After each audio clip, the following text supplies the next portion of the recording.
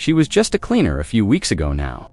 Rachel Bennett finds herself serving drinks at the most exclusive rooftop party in Manhattan, face to face with billionaires, models, and power players, all because of one last-minute call that changed her night and maybe her life. Yes, this is the story of the mysterious woman who stunned New York high society, not with scandal or money, but with a single unforgettable dance.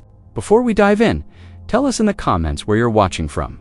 Enjoy the story. Rachel stepped onto the rooftop like a shadow, unnoticed, unannounced. The heat of the early summer night wrapped around the city, and the lights from below made the skyline flicker like distant stars. She moved quietly through the chaos of preparations, balancing a silver tray as her fingers trembled slightly, not from fear, but from the sheer magnitude of the environment. Towering behind her were the towers of Midtown, but in front of her stood something far more intimidating: the privileged elite dressed in satin, sequins, and subtle cruelty. She was one of a dozen temps called in to fill the gap left by a catering mishap. No one cared who she was. That anonymity was the shield she wore, and also her burden.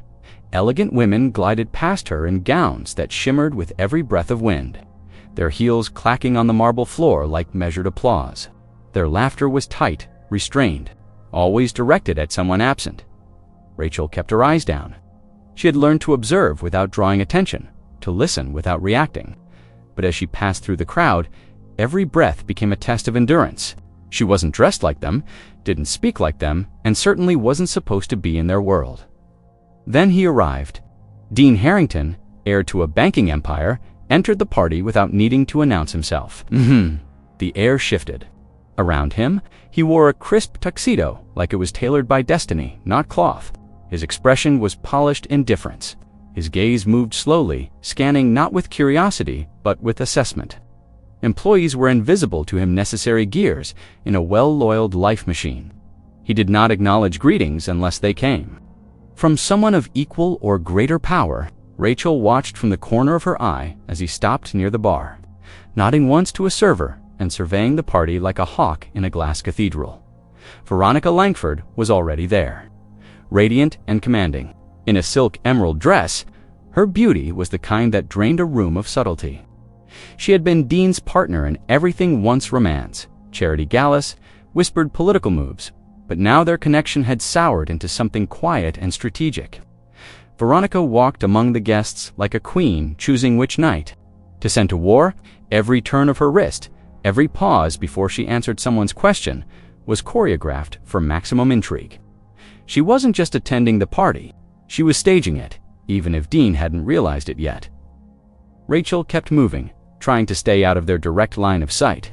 She reached for another flute of champagne, adjusted the tray on her hand, and turned only to bump into the corner of a passing table. A glass tilted, tipped, and hit the floor. The sharp chime of crystal breaking cut through the hum of laughter like a siren. Conversations stalled, faces turned. Time stretched itself thin for a few seconds. Rachel froze, the tray still in her hand. Her body went rigid, her throat dry.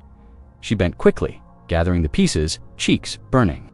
She felt the heat of judgment, the electricity of being seen, finally seen, but not as a guest or even a person, just a mistake. Veronica's eyebrow arched in amused disdain, and someone in the back snorted softly. But Dean, who had been scanning the room without purpose, suddenly found one. His gaze landed on Rachel. His lip curled faintly, not in cruelty, but in the way someone does when they're struck by something out of place in a familiar picture. Then, in a gesture that shocked everyone, he raised his hand, signaling toward the music. "Dance," he said loudly enough for the nearby circle to hear, pointing at Rachel. She looked up, stunned. The party's attention narrowed. Rachel hesitated. Her fingers clutched the tray tighter for a second. Then she placed it calmly on a table nearby and stepped forward.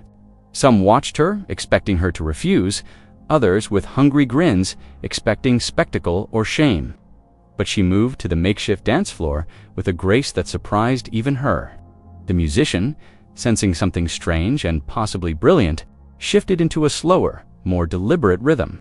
Rachel extended her hand. Dean took it. The first movement was uncertain, old rhythm returning from a life she'd buried.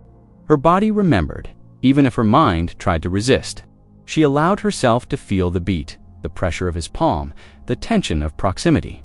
Dean, always in control, faltered just slightly.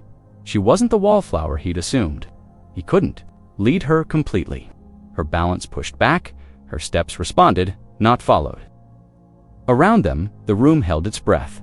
Their bodies circled once, then again a brief turn that spoke of tension rather than chemistry, of confrontation disguised.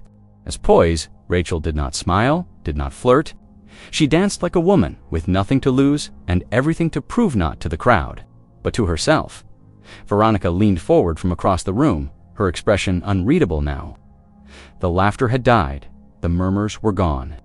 It was as if the entire rooftop had fallen under a spell. Rachel's back arched slightly in the final turn, her hand slipping away from Dean's as the music faded. She stepped back, chin raised, gaze steady. No one clapped. No one dared to break the moment with sound. The silence was the applause. Dean stood still, something unspoken catching in his throat. For a man who believed in social choreography, he had just been pulled into something far more real than he was prepared for. Rachel turned and walked back toward the service area. Not quickly, not in shame, but with calm precision. She had come to serve drinks, and instead, she had reset the energy of the entire night. Not by design, by truth. And the truth, her truth, had no place to hide anymore. The sound of the glass shattering had barely faded before whispers began weaving through the glittering crowd like wildfire. Except now, they weren't just mocking a clumsy server, they were murmuring about her. The woman who danced. The woman who didn't belong, but somehow fit. Rachel Bennett, who had entered the rooftop carrying a tray. Left it carrying everyone's attention, though she wished she hadn't. But attention in places like this is never silent for long. Eyes lingered, questions brewed, and by the time she disappeared behind the velvet curtain, her anonymity was fractured. She didn't know it, but the first domino had already fallen. Back in the staff corridor, she exhaled deeply, leaning against the wall. The trembling she had suppressed during the dance returned with a vengeance, but there was no room to fall apart. The tray needed to be replaced, the shifts weren't over, and being noticed in this world usually meant trouble. She wrapped a rubber band around her hair, tightened her apron, and went back to work with the same quiet resolve she had brought to countless other nights, except this time. The air felt different. People looked, people smirked. One server gave her a discreet thumbs up, another rolled her eyes. That dance had split the room in two. Across the rooftop, Veronica Langford watched from her usual position of subtle dominance. Wine glass in hand, gaze cool. Her expression didn't show anger, not exactly. It showed calculation. She leaned toward a close friend from the editorial board of a major fashion magazine and whispered something brief. The woman nodded slowly, already imagining headlines. Veronica wasn't worried about Rachel replacing her in Dean's life. She didn't believe that was possible, but she didn't like being upstaged, least of all by someone unpaid and unpolished. That dance had rewritten the script of the evening, and Veronica didn't tolerate improvisations. Dean, for his part, didn't move. He remained at the bar pretending to laugh at a joke someone told, but his mind was elsewhere. Something about the way Rachel had held her frame during the dance unsettled him. It wasn't her looks, though she was striking in her own way. It wasn't her confidence either, though that had caught him off guard. It was the contradiction, someone clearly from a different world who didn't flinch under the spotlight. That kind of poise couldn't be taught in etiquette schools. It came from somewhere real, somewhere earned. He wasn't sure why it got under his skin, but it did. And then, like clockwork, opportunity struck. One of the hosts made an offhand remark about the dancing maid, and laughter followed, louder this time. A circle of guests turned their heads toward Rachel, who had just re-emerged with a tray of hors d'oeuvres. She heard it. She felt it. But instead of recoiling, she paused. She looked straight at Denonley for a moment, and something in that gaze made him act without thinking. With a curt wave to the band, he signaled for the music to shift again. Lightening the mood, and then, almost theatrically, raised his glass. "Ladies and gentlemen," he said loudly, voice charming but firm, "in honor of the best surprise of the evening, would someone please invite our guest to dance again?" A beat of silence, then a ripple of confusion. Was he serious? A few guests? Chuckled awkwardly, but the message was clear. It was a challenge wrapped in a joke, and Dean didn't wait for consensus. He turned directly to Rachel, who stood frozen, her tray now a shield. "Come," he added with a smirk. Why let the night grow boring? Rachel didn't move. Her heart pounded. She could feel every eye drilling into her. But this time, it wasn't about the glass or the fallet. It was about choice, about dignity, and maybe something deeper. She placed the tray on the counter beside her, not looking at anyone, and walked forward, not toward Dean, but toward the dance floor again. Only this time, she walked past him.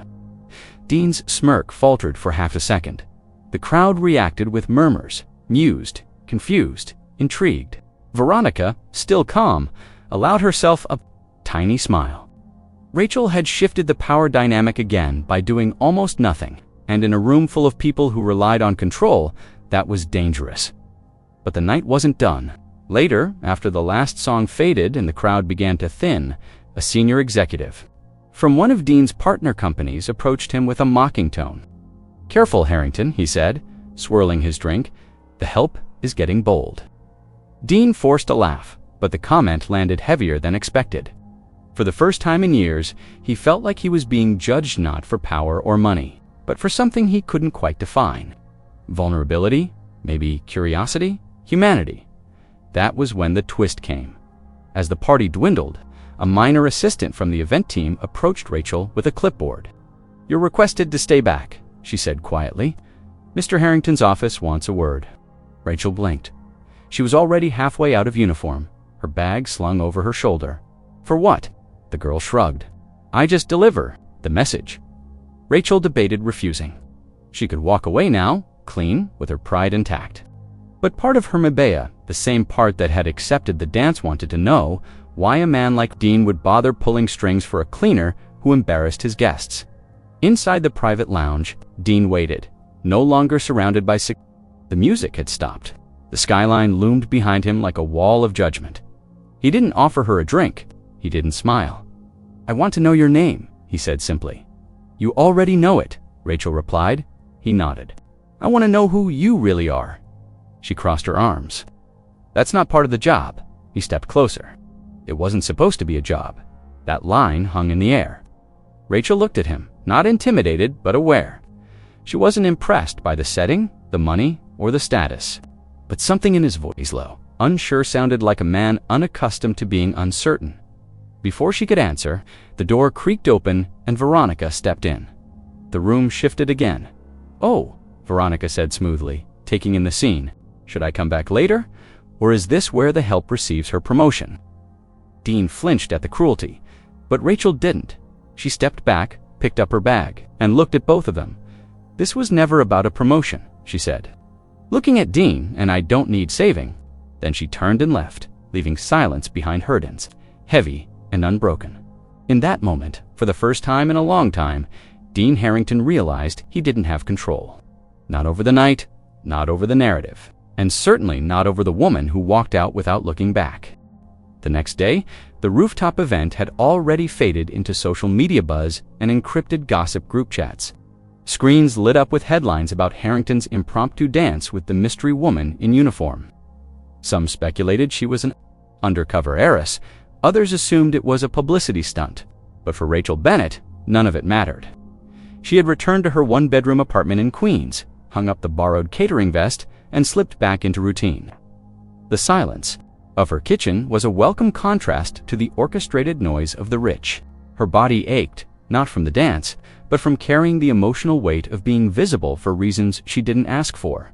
She stood by the sink, scrubbing a stubborn stain from a secondhand plate, while snippets of last night played in her head. Dean's challenge, the silence after the dance, Veronica's voice slicing the air like a blade. She hadn't wanted to impress anyone, but she also hadn't wanted to be forgotten. That moment on the floor had awakened something dormant, not ambition, but memory. Years ago, she had danced not for strangers in gowns, but for small crowds. In faded theaters before her family cut her off, before her dreams got priced out of reach. Her reflection on the kitchen tile was clearer than she liked. It was time to stop pretending she was invisible. Elsewhere, Dean Harrington sat alone in his private office on the 52nd floor, scrolling through internal reports without reading them. His assistant buzzed in 3 times. He ignored all of them. His mind kept circling back to Rachel. She had refused him twice, now once publicly, once privately, and he couldn't decide whether it irritated or intrigued him more. No one told Dean no, at least not without consequence. But Rachel hadn't seemed defiant, just unimpressed. That distinction unsettled him. His entire life operated on influence contracts, donations, charm, and yet, with one refusal, she had exposed how hollow that influence felt. Later that afternoon, Dean attended a lunch meeting at Harrington Holdings, the family's investment arm.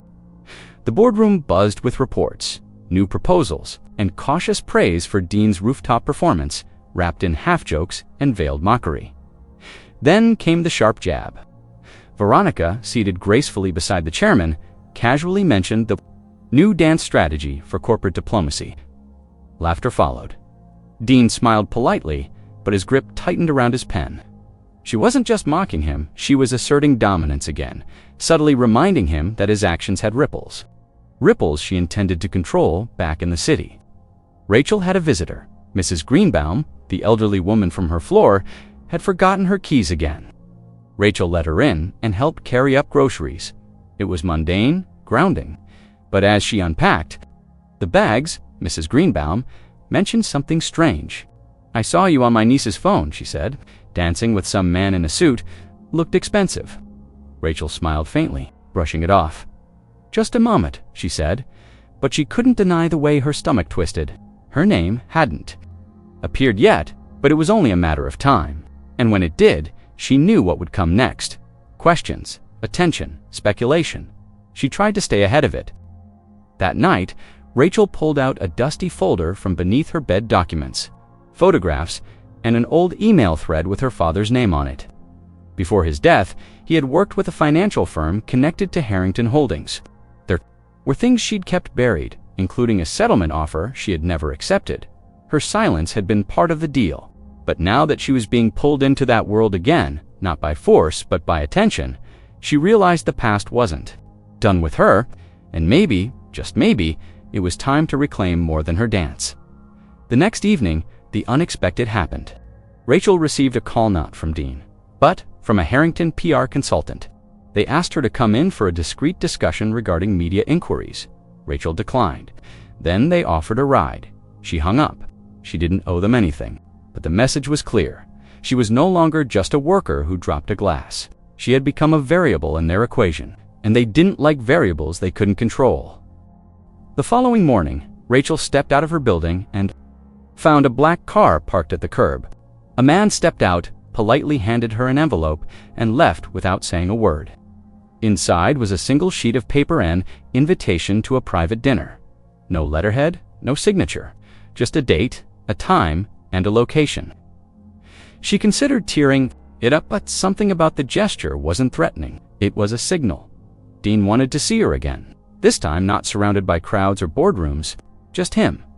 She arrived at the venue wearing her own clothes, simple, black, clean, not to impress, just to be present. The restaurant was quiet, half empty, tucked away on the Upper West Side. Dean was already there, waiting. No security, no pomp. Just a man who seemed more tired than powerful. "I didn't think you'd come," he said without standing. "I didn't come for you," she answered. "I came for clarity." The meal was awkward at first. They avoided the dance, the party, even the media. They spoke about small things, city noise, bad landlords, favorite diners. Then, mid-conversation, Dean shifted. "You're not who I thought," he said, more to himself than to her. "I never pretended to be," Rachel replied. He leaned forward. "What's your story?" She looked at him long and hard. Then she said, "You don't get my story, just because you're curious. You get it when you've earned the right to hear it." Dean sat back, surprised, not offended, impressed. That night, nothing was resolved. No deals were struck. But when Rachel stood to leave, Dean stood too, not out of politeness, but out of respect. For once, he was the one watching someone walk away and wondering what it would take not to be left behind. The apartment smelled of lemon cleaner and old regrets. Rachel stood in her kitchen, elbows on the counter, eyes fixed on a digital article flashing across her cracked phone screen. The headline didn't name her, but it didn't have to. The rooftop dancer. Who is she really? Below it, blurry snapshots from the party showed her frozen mid-step with Dean Harrington, a silhouette of tension and grace. She hadn't spoken to the press, but speculation had taken on a life of its own, whispers of scandal, class betrayal, romance. None of it true, yet all of it rooted in something very real. Her refusal to play the part assigned to her had drawn more attention than any fabricated affair. Outside, traffic moved like it always did. But inside, Rachel knew something had shifted. She opened the bottom drawer of her bookshelf, the one she hadn't touched in years, and pulled out a photo herself at 17, dressed in a modest ballroom costume, beaming under a cheap spotlight. Behind her stood her father, in a suit he couldn't afford, clapping with pride. That moment had felt like the beginning of everything. But just months later, he'd be gone, and everything he'd left behind, dreams, debts, silent enemies, would unravel around her. Her father had worked for one of Harrington Holdings' subsidiaries. He had been a mid-level financial analyst, competent, loyal, and unremarkable until he uncovered something in the books, RAGLOTs, off-ledger accounts, the kind that vanish employees and rewrite reputations. He had filed a report then. He disappeared from corporate circles, was forced into early retirement, and died of a sudden heart attack 6 months later. Rachel had been too young, too scared, and too devastated to push back. She received a small settlement after a quiet legal threat and was told by letter, never by voice, that the matter was closed. But it never had been. Now the face of that empire, Dean Harrington, was showing interest, not in her past, not directly, but in her. Rachel wasn't sure if it was guilt by proximity or fascination with resistance, but either way, it was dangerous. And yet, for the first time, she didn't feel afraid.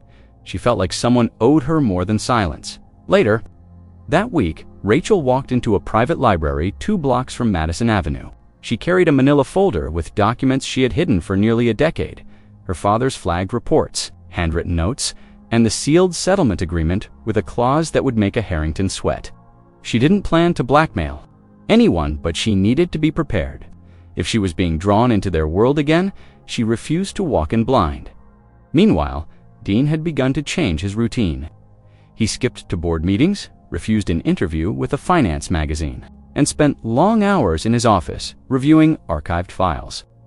Something about Rachel had unraveled the tight knot of his self-perception. She didn't chase wealth. She didn't beg for attention. And more than anything, she reminded him of something he hadn't felt in years: accountability. Their last dinner echoed in his mind, especially her final words. "You don't get my story just because you're curious." He had always believed access was currency, but she was playing by different rules, Veronica noticed. She always did. When Dean began pulling financial records without explanation, she sent a quiet message to her contact at Legal Compliance. Within hours, she had a summary of what he was looking at: told audits, expense reports from a decade ago, names she hadn't seen in years, including one that stopped her cold: Bennett. Veronica remembered Rachel's father faintly: quiet man, numbers-driven, not particularly ambitious. The fact that his daughter had surfaced now in this way couldn't be coincidence. She knew Dean well enough to sense when his interest was personal, but this had the shape of something far deeper and potentially damaging. So Veronica acted. She made a call to a former journalist, someone she'd once dated and still owned favors from. She suggested a tip about the rooftop dancer's past. It was subtle, careful, deniable. A whisper. Campaign, not an accusation. Just enough to plant the seed. Rachel Bennett wasn't who she claimed. Maybe a fraud. Maybe something worse. Let the public dig. Let the pressure mount. Veronica didn't need to destroy Rachel Shea, just needed her to walk away. That evening, Rachel received a call from an unknown number. When she picked up, the voice on the other end was calm but cold. "We know what you're trying to do. Stop digging. Some stories don't end well for people like you." Then silence. Rachel sat on the floor, phone still in her hand, breath shallow. She wasn't surprised. This was always the cost of remembering. But fear didn't rise the way it once had. Instead, she opened the manila folder again and stared at the last page, her father's final note. Written in the margin of a spreadsheet, "If this vanishes, someone has to bring it back." For years, she'd run from that sentence. It felt like a mandate. The next morning, she sent a message to Dean. It wasn't polite, it wasn't dramatic, just a request. "Lunch, your office. You'll want to see this." When Dean saw her name, he paused. Then he cleared his calendar. At precisely 1 o'clock, Rachel walked into his office, handed him the folder, and waited. He opened it without comment. His face changed, slowly, lines deepening, shoulders stiffening. By the time he reached the last page, he looked like someone who had just seen his own reflection for the first time. She said nothing until he closed it. "You didn't know?" she said. He shook his head. "No, but you're responsible now." Dean stood, walked to the window, and looked down at the city. "Why show me this?" "Because you asked who I am," she replied. "This is who I am. And now you have to decide who you're going to be." Then she left. For the first time in his life, Dean Harrington didn't feel powerful. He felt human, and that terrified him more than anything. By morning, the rumors had sharpened their teeth. A gossip blog published a blurry photo of Rachel walking into Harrington Holdings. The headline read, "From janitor to jet set, who is Dean's new fixation?" Within hours, the piece was shared, reposted, and dissected across platforms, each comment dripping with condescension, admiration, or quiet venom. It didn't matter that Rachel hadn't spoken to anyone or explained herself. The public had already decided what she was: a social climber, a seductress, an anomaly. In every version, she was either a threat or a fantasy. Never a person. She read it once, then shut the screen. It wasn't new to her. Only louder that afternoon. As she returned from a grocery run, two women from her building cornered her. By the elevator, one smiled too sweetly. The other leaned in like an old friend. "So," she said, voice light, "is it true you're seeing Dean Harrington? That must be quite the promotion." Rachel didn't answer. She stepped into the elevator and let the door close. Their laughter echoed behind her. It wasn't cruelty that stung, it was the tone, as if her value had been recalibrated overnight, and now every act of silence was a performance. She wasn't interested in defending herself to strangers, but the pressure was building at Harrington Holdings. Dean was facing a very different storm. The documents Rachel had handed him still sat locked in a drawer in his office, but the implications rattled around in his mind like a loaded gun. Verified them, his own legal team confirmed their authenticity without realizing whose hands they were passing judgment on. The financial cover-up traced back to a board member, long retired, now enjoying his legacy without shame. Dean could expose him, but doing so meant unraveling part of the Harrington mythos. Worse, it meant admitting publicly that his empire had cracks in, that someone from outside had shown them to him. Meanwhile, Veronica was far from idle. She had anticipated Rachel would strike back, but she hadn't expected the leverage to come in the form of hard evidence. So she pivoted. At a cocktail benefit that evening, she made subtle remarks to key figures, investors, reporters, socialites. Not accusations, but questions, laced with charm. "Isn't it strange how quickly she's risen? Makes you wonder what she's really after." Her words carried weight, not because they were loud, but because they were designed to linger. Veronica didn't need to destroy Rachel with facts, just weaken her footing enough to make survival feel like exhaustion. At the market, eyes followed her. At the community center, where she volunteered twice a month, parents stopped asking her advice. Even her former colleagues in cleaning services sent fewer messages. She wasn't one of them anymore, they assumed. She had crossed some invisible threshold between classes, and, in doing so, they believed she had abandoned something sacred. But Rachel hadn't changed. Her clothes were the same, her habits unchanged. The only difference now was that people looked at her and saw potential scandal instead of insignificance. And strangely, that made her even more dangerous in their eyes. Then came the email, an anonymous tip forwarded to her personal inbox. No name, no greeting, just a scanned copy of a non-disclosure agreement from over a decade ago, one signed by her father's direct supervisor, with annotations in the margin suggesting someone had known about the fraud long before the audit was buried. At the bottom was a note they silenced more than one. "Keep looking." Rachel stared at the screen, heart pounding. Someone out there wasn't trying to ruin her, they were trying to help. She saved the file and backed it up 3 times. She knew the risk. Now it wasn't just whispers, it was retaliation. That night, Dean texted her. No emojis, no pleasantries, just, "Can we talk in private tomorrow?" Rachel stared at the message for a long time, then replied, "Only if it's worth the risk." The next day they met. In a closed courtyard behind one of Dean's real estate properties. It was quiet, shielded from cameras, insulated by trees and stone. Dean looked different, less polished, more drawn. He didn't waste time. "They're going to try to bury this, not just the story." "You," Rachel nodded. "I know." He took a breath. "I want to help." She crossed her arms. "Why?" He hesitated, then said, "Because I can't pretend anymore. I thought this was just about you challenging me, but it's bigger. My father built this name, but people like yours paid the price for it. That's not legacy, that's theft." Rachel looked at him for a long moment. Then she reached into her coat and handed him the new document. "Then don't help me, help him. The man you never met, but inherited everything from Dean Reed." The page once, then again, slower. His jaw tightened. "This changes everything." "Yes," she said quietly, "that's the point." Back at her apartment, Rachel received another message, this time from a former employee of the same firm her father worked for. He wanted to meet, said he had something she needed to see. She agreed. Slowly, the pieces were coming together, and the more she uncovered, the more it became clear. Her father hadn't been a casualty. He'd been a target. And now, so was she. The meeting took place in the back of a dusty used bookstore near the East River. The man who had contacted Rachel, Daniel Mercer, former junior accountant at the same firm where her father had once worked, looked older than his years, with a twitch in his right eye and hands that never stopped moving. He spoke quietly, nervously, as if the shadows in the room might be wired. "Your father wasn't alone," he said, laying out old printouts and emails marked with company headers. "There were others who saw the numbers. We tried to raise concerns. Then we were reassigned, or offered packages, or threatened." He paused, then looked up. "Some of us disappeared in silence. Your father didn't." Rachel sifted through the papers.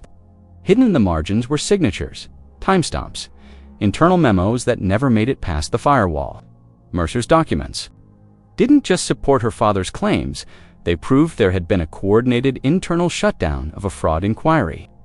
Directed by one of the Harrington board members, Rachel recognized the name was the same man Dean had just promoted to oversee legacy accounts. She felt the tension coil inside her, not just anger, but a cold surgical clarity. They had kept the system running by punishing the honest and promoting the ruthless. That board member hadn't retired quietly, he had been rewarded for erasing the past. Back at Harrington Holdings, Dean was facing his own reckoning. After reading the documents Rachel had given him, he quietly started pulling internal audit logs from over a decade ago. The trail was difficult, obstructed by layers of confidentiality and executive red tape, but the pattern was unmistakable. Funds rerouted, audit flags suppressed, whistleblower notes expunged from employee files. What disturbed Dean most wasn't just the fraud, it was the precision of the cover-up. This hadn't been sloppy embezzlement. It had been methodical, almost surgical. Someone had orchestrated it, and someone still benefiting from it was sitting at the table pretending none of it existed. That night, Dean called a private meeting with his legal advisor. The man, loyal to the family for years, urged caution. "These aren't just accounting errors, Dean. If you go public, it could cost you more than just board seats. It could cost the company's reputation. Investors will flee. And if you implicate past leadership," Dean cut him off.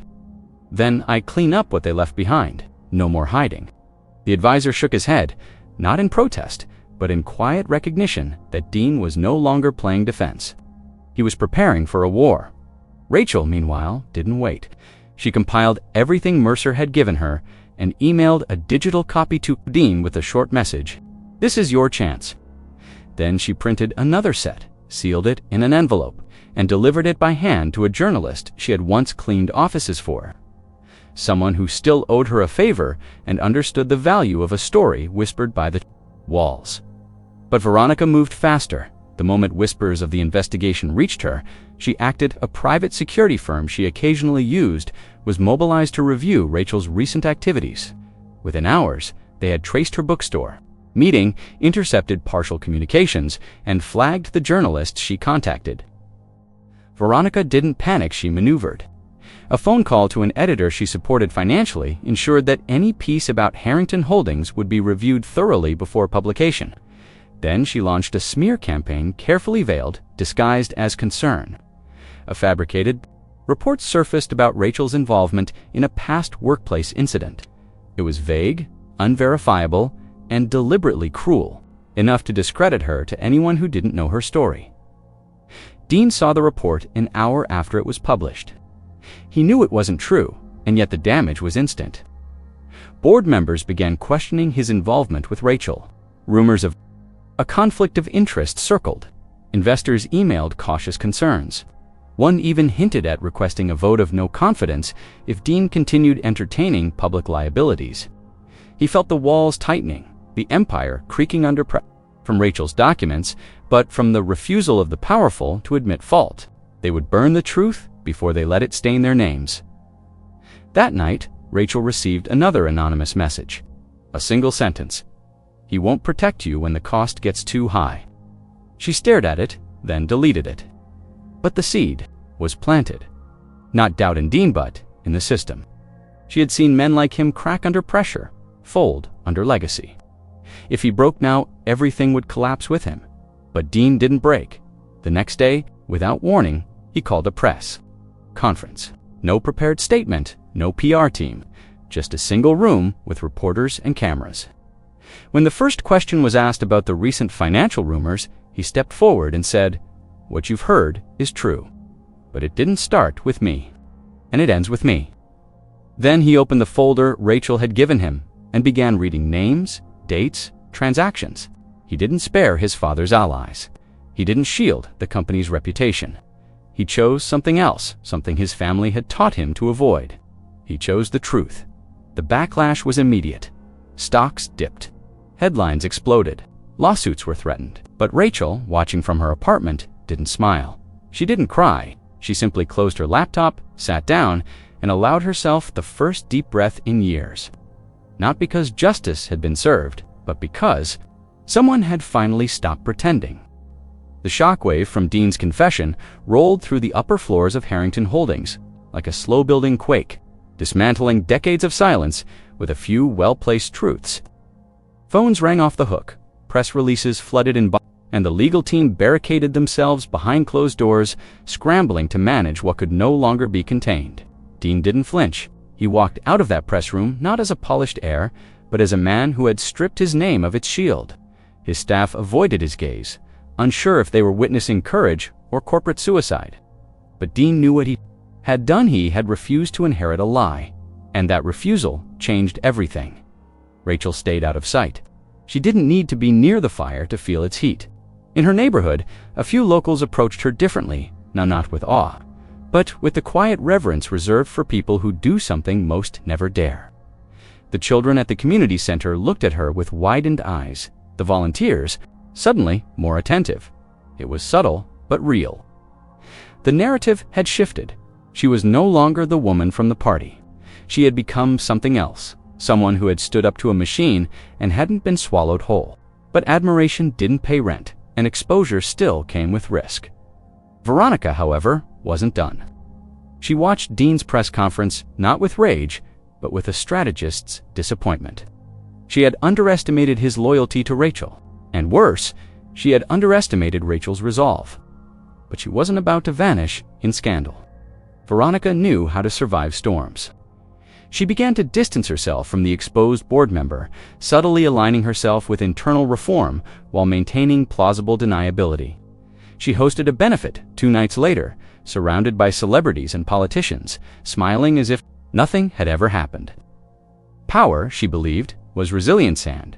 She was still standing, but the walls at Harrington Holdings had changed. In the boardroom, silence no longer meant control, it meant calculation. Dean called for a vote to restructure the executive committee, removing members involved in past misconduct and offering buyouts to those who resisted. The room resisted at first. Then a second surprise hit. One of the junior board members, long ignored, stood and backed Dean publicly. One by one, others followed. It wasn't trust, it was fear and pragmatism. Dean's choice to confess had forced theirs. The company's survival now hinged on transparency, not cover-up. The board shifted. The empire trembled. But it did. Not fall. Rachel watched all of this from afar, her phone lighting up with new messages each hour, reporters requesting comment, advocacy groups offering platforms, distant family members suddenly interested in reconnection. She ignored most of them. She wasn't interested in becoming a symbol, but one message, short and quiet, caught her attention. "I was wrong about you. Coffee?" It was from Dean. No pleasantries, just the same blunt honesty he had used the day everything broke. She read it twice, then sent her reply, "Not coffee, something quiet." They met at a tiny park just off Lexington, the kind without plaques or fountains, just 2 benches and an old tree with roots tangled in the cement. Dean arrived first. No suit, no entourage, just himself, hands in his pockets, eyes tired but lighter. Rachel sat beside him, not close, not far. Neither of them spoke right away. It was the silence that felt different. Now less defensive, more aware, Dean finally broke it. "You were right. I didn't know who I was." Rachel looked ahead. "You still don't, but at least now you know that." He nodded slowly. "I've spent my life proving I could fill a name. Now I don't know if I even want it." She turned to him, then, "Stop chasing it. Start building something else." He didn't reach for her. He didn't apologize again. He just looked at her in a way that said he saw her not as a scandal, not as a mistake, but as the mirror he'd never dared to face. Rachel stood. "I need time," she said. "Not because I don't believe you, but because I finally believe myself." He nodded. "I'll wait, or not. That's not my choice anymore." As she walked away, he didn't follow. And that was the beginning of something neither of them could name yet. But it was real. It wasn't romance. It wasn't resolution. It was respect. And in that world, it was rarer than love. Winter came gently that year, brushing the city in slow gray layers rather than striking it down with storms. Rachel moved through the cold with a quiet rhythm, no longer avoiding attention, but not chasing it either. Her world hadn't grown.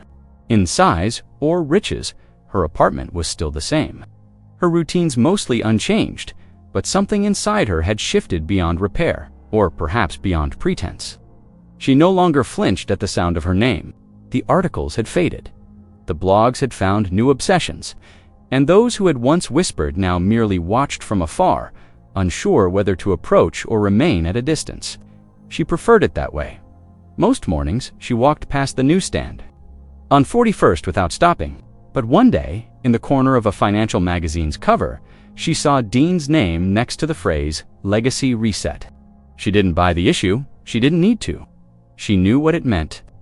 In the weeks after his press conference, Dean had quietly restructured the foundation his family had built. Several board members stepped down. Charitable initiatives expanded. A new whistleblower protection policy was enacted. Silent reforms without applause. He refused all interviews. His presence in the media diminished. The world mistook it for shame. But Rachel knew better. It wasn't retreat. It was repair. She hadn't seen him since that day in the park. There were no texts, no accidental run-ins, just absence intact, intentional. It wasn't closure. It was continuity wrapped in quiet. Sometimes at night, she wondered if Mr. Voice, if he ever walked by the spot where she'd stood and tried to replay what he didn't say. She didn't resent him for the silence. She understood it. Not everything that matters survives in words. Some connections are meant to be unfinished, not as failures, but as reminders that not all stories ask to be claimed. One evening, she returned home to find an envelope beneath her door. Inside was a letter not from Dean, but from her mother. The handwriting had aged. The message was short, a quiet apology, years too late, about the way they had parted after her father's scandal.